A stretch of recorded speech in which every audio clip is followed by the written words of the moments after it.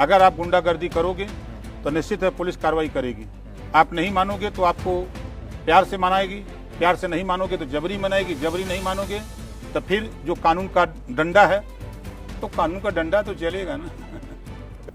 UP में इन दिनों ABVP प्रदर्शन कर रहा है। छात्रों का यह प्रदर्शन बाराबंकी के श्री राम स्वरूप मेमोरियल यूनिवर्सिटी से शुरू हुआ था, जहां एलएलबी कोर्स की मान्यता और एबीवीपी कार्यकर्ताओं के सस्पेंशन को लेकर छात्रों ने प्रदर्शन किया।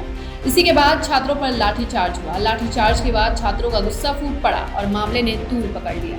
इसी के साथ योगी कैबिनेट के मंत्री ओम प्रकाश राजभर ने इस बीच बयान दिया था कि एबीवीपी के गुंडों पर पुलिस ने सही लाठी बरसाई। इसी के बाद छात्रों ने राजभर के आवास के सामने प्रदर्शन किया। परिषद के पदाधिकारियों ने देर रात मंत्री जी के आवास के बाहर धरना प्रदर्शन किया। मंत्री का पुतला फूका, मुर्दाबाद और हाय हाय के नारे लगाए। पुलिस से जोरदार भिड़ंत भी हुई।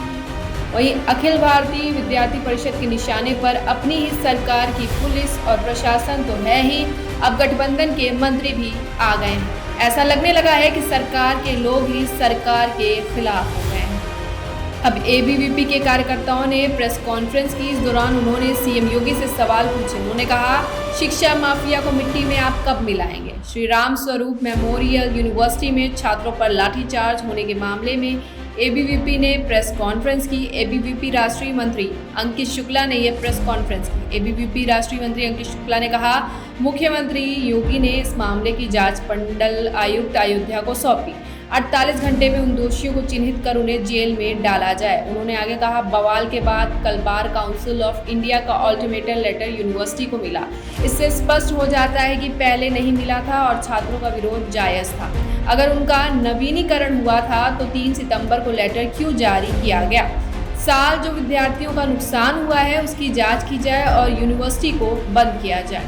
एबीवीपी ने आगे कहा, सीएम योगी जी कहते हैं माफिया को मिट्टी में मिला देंगे। ऐसे शिक्षा माफिया को मिट्टी में कब मिलाएंगे? ऐसे शिक्षा माफिया को मिट्टी में मिलाने का समय आ गया है, जिनकी मान्यता नहीं है और सीट अलॉट की जा रही है। ऐसे शिक्षा माफिया को मिट्टी में मिलाया जाए। सीओ के आने के बाद लाठीचार्ज किया गया। किसके कहने पर आखिर लाठीचार्ज हुआ? आज विद्यार्थी परिषद के छात्र उत्तर प्रदेश के सभी जिला मुख्यालय पर प्रदर्शन कर सीएम को ज्ञापन देंगे। ये मामला श्री राम स्वरूप मेमोरियल यूनिवर्सिटी से शुरू हुआ है, जहां छात्रों ने सोमवार को यूनिवर्सिटी एलएलबी कोर्स की मान्यता और एबीवीपी कार्यकर्ताओं के सस्पेंशन को लेकर प्रदर्शन शुरू किया था। छात्रों का आरोप है कि यूनिवर्सिटी 2022 से बिना बार काउंसिल ऑफ इंडिया की मान्यता के लॉ कोर्स चला रही है। इसके चलते छात्रों के भविष्य के साथ खिलवाड़ हो रहा है। छात्रों के इस प्रदर्शन के दौरान उन पर लाठीचार्ज हुआ, जिसमें कई छात्र घायल भी हो गए। लाठीचार्ज के बाद ही छात्रों का गुस्सा भड़का। विरोध प्रदर्शन में तेजी आ गई। छात्रों ने जमकर नारेबाजी की और विरोध जताया। अब देखना दिलचस्प होगा कि योगी सरकार के 48 घंटों के भीतर दोषियों पर कार्रवाई करेगी या नहीं, या फिर एबीवीपी के कार्यकर्ता ऐसे ही प्रोटेस्ट करते रहेंगे।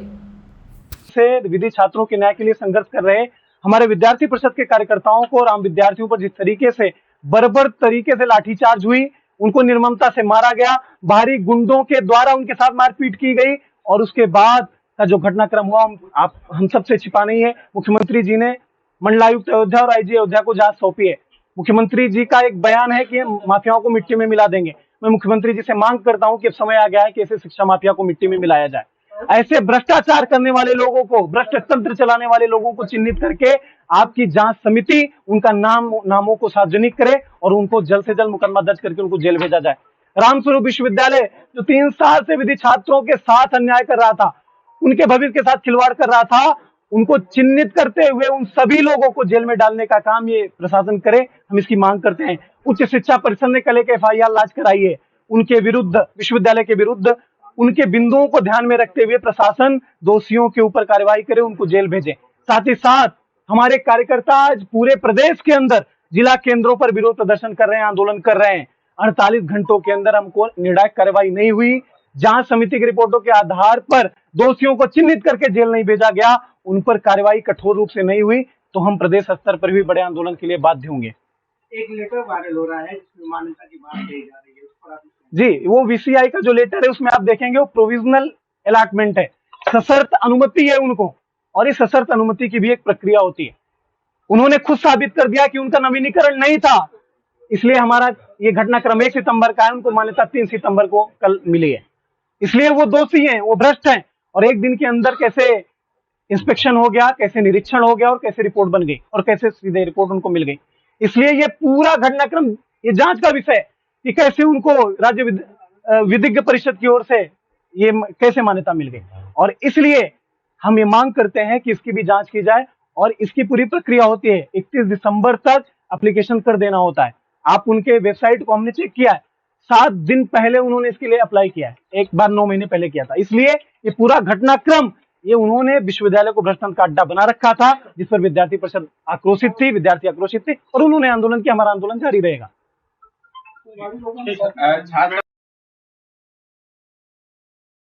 तो अपने एवं अपने परिवार के बेहतर स्वास्थ्य के लिए परम मल्टी स्पेशलिटी हॉस्पिटल आइए, क्योंकि आपका जीवन अनमोल है। परम मल्टी स्पेशलिटी हॉस्पिटल, विजयंत खंड, गोमती नगर, लखनऊ।